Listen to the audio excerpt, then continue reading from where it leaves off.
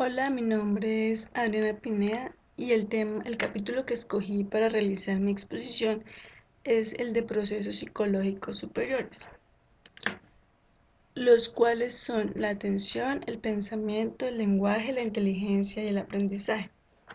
A continuación explicaré cada uno de ellos. Como primer proceso psicológico superior encontramos la atención, que es el proceso que permite la selección de la información que es relevante, ya que la capacidad de procesar información es ilimitada. Por consiguiente, la atención hay que concebirla como una condición básica de nuestros procesos cognitivos. Para que el organismo lleve a cabo una determinada actividad mental, es preciso que reciba una estimulación de la que pueda extraer información y de esta forma esté abierto a la captación de los estímulos. Es decir, que la atención también funciona como una orientación seleccionadora de la conciencia hacia una determinada cosa. Asimismo, es la capacidad de aplicar voluntariamente el entendimiento a un objetivo, tenerlo en cuenta o considerarlo. Desde el punto de vista de la psicología, la atención no es un concepto único, sino el nombre atribuido a una variedad de fenómenos. Se ha considerado de dos maneras distintas aunque relacionadas. Por una parte, que la atención es la cualidad de la percepción, que hace referencia a la función de la atención como filtro de los estímulos ambientales, decidiendo cuáles son los estímulos más relevantes y dándoles prioridad por medio de la concentración activa psíquica sobre el objetivo, para un procesamiento más profundo en la conciencia. Por otro lado, está la atención entendida desde el punto de vista cognitivo como mecanismo controlador y regulador de los procesos del aprendizaje por condicionamiento hasta el racionamiento complejo.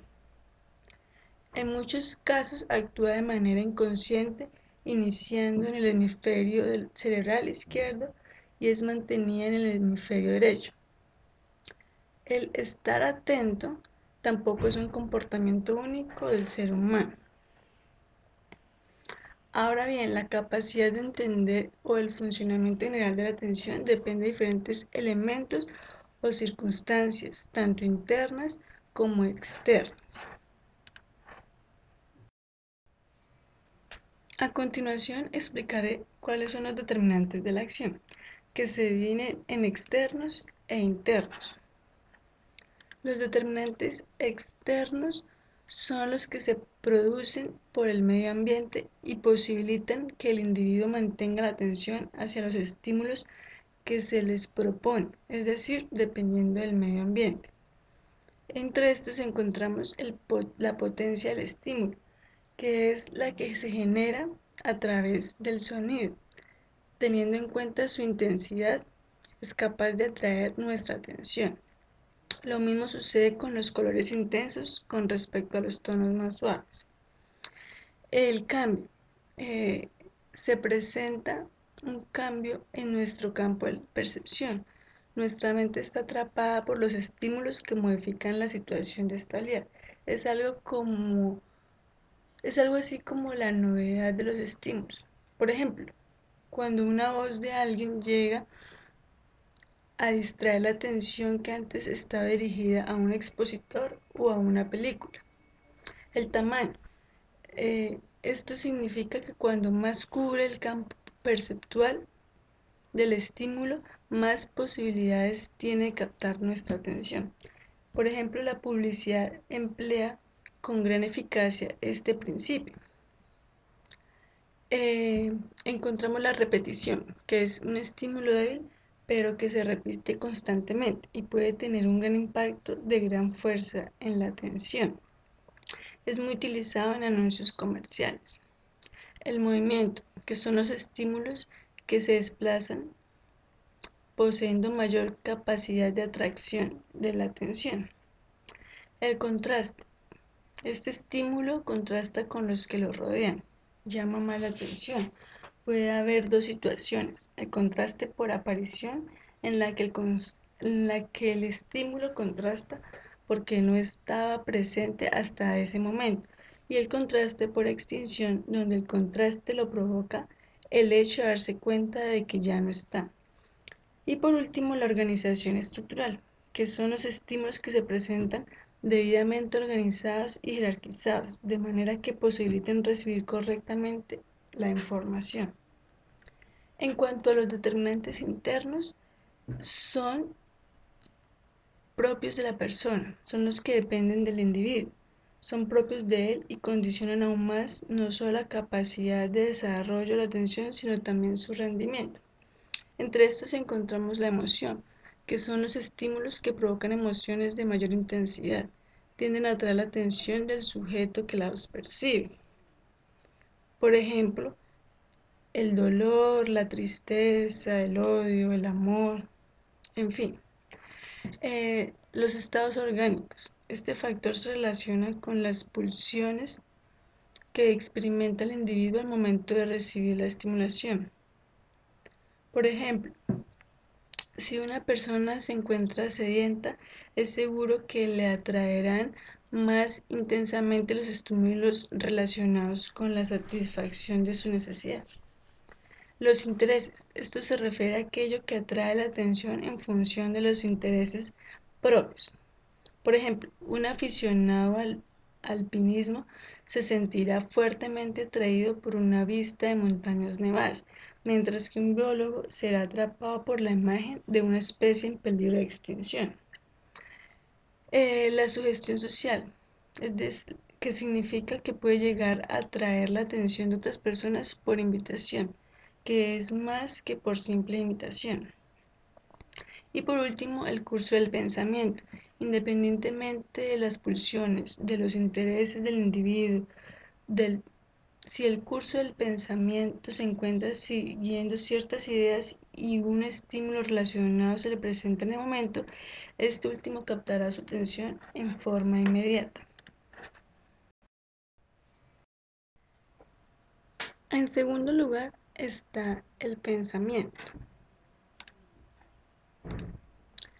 que es quizás una de las funciones cognitivas más interesantes y complejas, ya que a través de los procesos mentales nos permite llevar a cabo cualquier tarea y que permite desempeñar el papel activo entre los procesos de la recepción, selección, transformación, almacenamiento, elaboración y recuperación de la información, de todo lo que permite desenvolvernos en el mundo en el que nos rodea, y que asimismo nos permite diferenciarnos de las demás especies animales.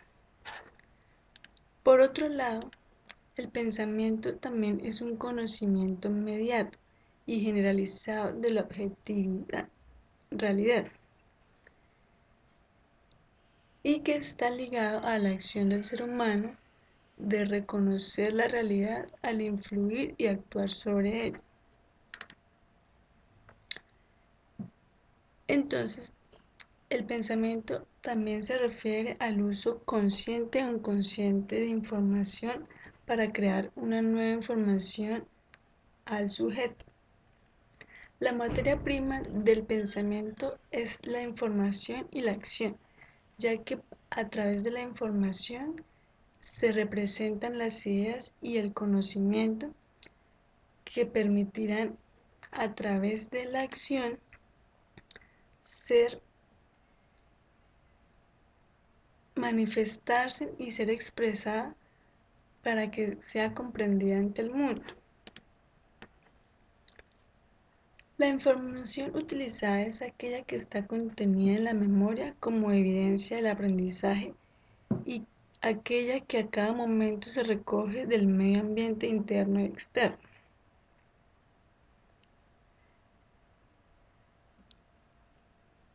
Por otro lado, decimos que el desarrollo del pensamiento radica en la madurez biológica, es decir, que en la medida en que el bebé crece, sus estructuras biológicas van madurando y el organismo va adquiriendo una mejor disposición para seleccionar y almacenar información, de tal manera que cuanta más información se tiene a su disposición, será mejor la calidad y complejidad de la información. Cuanta más y mejor sea la información disponible, será mejor el pensamiento que se puede adquirir dentro del individuo.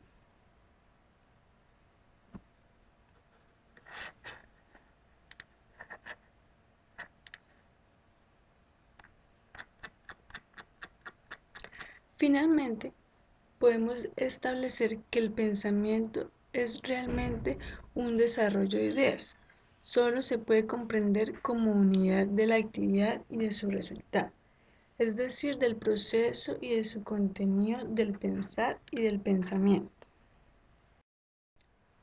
Otro proceso psicológico superior es el lenguaje, que se basa en la capacidad de comprensión y de comunicación con el resto de las personas. A través de este proceso mental superior, permite estructurar al pensamiento, estableciendo conexiones entre las ideas y representaciones mentales mediante esquemas. Se dice que el lenguaje es el vehículo sobre el cual se transporta el pensamiento, yendo a ambos conceptos unidos de la mano. Los dos son distintas caras de una misma moneda, pero no debemos confundir la capacidad del lenguaje con sus modalidades. Existen varias formas del lenguaje, siendo la más común el lenguaje verbal. Sin embargo, existen otras formas de expresión como los gestos, que complementan la comunicación oral. Las mismas palabras acompañadas de distintos gestos pueden significar cosas totalmente distintas. Finalmente, también es necesario mencionar las formas artísticas como expresión comunicativa, la música, la pintura, la escultura. Estas poseen su propio lenguaje. No solo encontramos el lenguaje verbal, sino también el oral, el corporal y el sensorial. Otro La inteligencia es otro de los procesos superiores psicológicos, la cual consiste en la capacidad o aptitud del individuo para adaptarse a situaciones nuevas y en general a su medio ambiente. También podemos llamar inteligencia a la capacidad para resolver distintos tipos de problemas. Por ejemplo, si usted viviera en una remota aldea africana, su criterio para percibir la inteligencia de las personas podría ser muy distinto del que utilizara una persona que viviese en el centro de la ciudad de Miami para distinguir las diferencias individuales. Para el africano, una inteligencia superior estaría representada por habilidades excepcionales para cazar o para sobrevivir. Para el habitante de Miami, quedaría ejemplificada por saber lidiar con un sistema masivo de tránsito, por saber andar en la calle o simplemente por evitar ser estafado. Cada una de estas concepciones de la inteligencia es razonable, pues una y otra representan un caso en el que las personas más inteligentes tienen una mayor capacidad para emplear los recursos de su entorno que los individuos menos inteligentes. Por otro lado, también se define la inteligencia como la capacidad individual para aprender o adquirir nuevos conocimientos y experiencias. En cuanto a la evolución de la inteligencia, se ha comprobado que la inteligencia se desarrolla de forma acelerada hasta los 15 años de edad del individuo, que progresa a un ritmo constante hacia los 25 años y que a partir de esta edad se inicia un lento descenso. Al mismo tiempo que se produce esta regresión intelectual, por cierto muy lenta, el sujeto alcanza una madurez psicológica y una experiencia que compensan el posible deterioro de la inteligencia. Esto explica que la mayor parte de los creadores, pensadores, científicos, etc., realicen sus producciones intelectuales más notables en la etapa adulta de sus vidas. Por otro lado, se dice que se está manejando el concepto de las inteligencias múltiples, es decir, se asume que cada persona cuenta con actitudes diversas, representando habilidades diferentes en diversos campos: artístico, musical, lógica, competencias para las relaciones interpersonales e inteligencia emocional. Sin duda, se trata de una referencia muy interesante y que pone de manifiesto un reto intelectual para los estudiantes.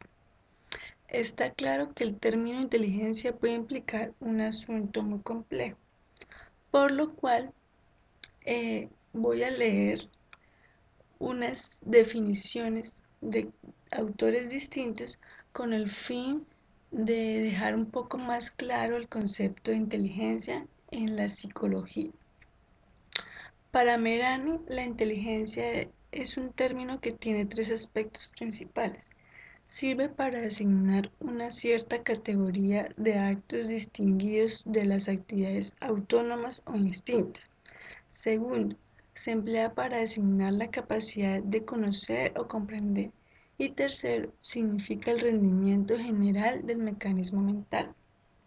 Para Friedman, él manifiesta que la definición de inteligencia se divide en tres corrientes: las que dan mayor importancia al ajuste o adaptación del individuo a su medio ambiente total, las que subrayan la capacidad individual para aprender a beneficiarse por medio de la experiencia, y las que subrayan la capacidad para llevar a cabo el pensamiento abstracto. Para Wechsler, define la inteligencia como la suma o capacidad global del individuo para actuar de un modo provisto de finalidad, para pensar racionalmente y para tratar de enfrentarse de un modo eficaz con su medio ambiente. De otro lado, Quintero manifiesta que la inteligencia es la facultad intelectual que nos permite comprender ideas, procesos, sucesos, relaciones, y que además nos induce a proceder de una manera productiva, obteniendo con ello la comprensión y la producción de obras y acciones que satisfagan las necesidades del hombre. Finalmente, Piaget se refiere a la inteligencia de la siguiente manera: más aún, la inteligencia no consiste en una categoría aislable y discontinua de procesos cognitivos. Hablando con propiedad, no es una estructuración entre otras, es la forma de equilibrio hacia la cual tienden todas las estructuras, cuya formación deben buscarse a través de la percepción, del hábito y de los mecanismos sensomotores elementales. Hay que comprender, en efecto, que si la inteligencia no es una facultad, esta negación implica una continuidad funcional radical entre las formas superiores del pensamiento y el conjunto de los tipos inferiores de adaptación cognitiva o motriz. La inteligencia sería, pues, más que la forma de equilibrio hacia la cual tienden estos últimos.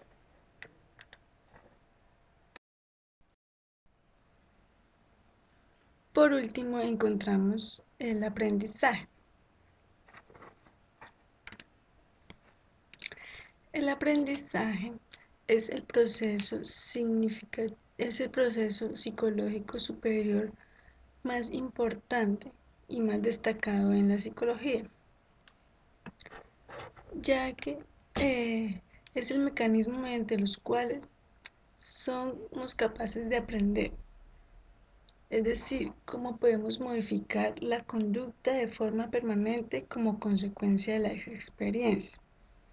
Las explicaciones que se han ofrecido para este fenómeno se pueden agrupar en torno a dos grandes paradigmas.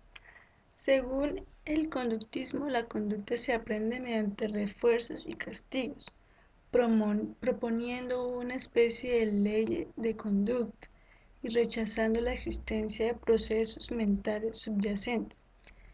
Y según el cognitivismo, entre los estímulos y la conducta media una serie de procesos mentales como la atención, la memoria o el pensamiento. El aprendizaje como preocupación de la psicología viene marcada en primer lugar por su carácter biológico. Aprender es una cualidad evolutiva vinculada al desarrollo de los individuos y derivada de su necesidad de adaptación al medio ambiente. Ningún otro ser vivo depende tanto del aprendizaje y del grupo para desarrollar su potencial evolutivo. El aprendizaje se logra con experiencia, se perfecciona con la práctica y las cosas aprendidas dejan huellas que se relacionan entre sí. Sin embargo, lo que se aprende no solo procede del exterior, sino a través del proceso de aprendizaje aparece en toda criatura desde la más inferior hasta el hombre. Podría incluso decirse que hasta las células aprenden, es decir, que es un aprendizaje innato.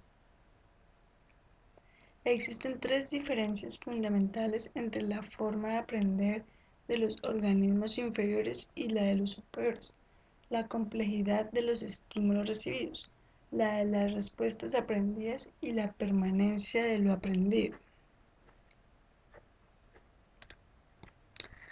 Ahora bien, hay que decir que son numerosas las propuestas teóricas que han procurado explicar cómo ocurre el aprendizaje. Las más interesantes y quizás más reconocidas son las teorías fundamentadas en el condicionamiento, la teoría del aprendizaje social, la teoría del ensayo-error y la teoría del aprendizaje significativo. Bueno, en cuanto a las teorías sobre el aprendizaje, la primera teoría es sobre el condicionamiento clásico, la cual se fundamenta en las aportaciones del psicólogo soviético Pavlov sobre lo que se le denominó la respuesta condicional. De acuerdo con este modelo teórico del aprendizaje, ocurre por asociación. Decir que un sujeto aprendió algo es igual a decir que en ese sujeto se condicionó una respuesta.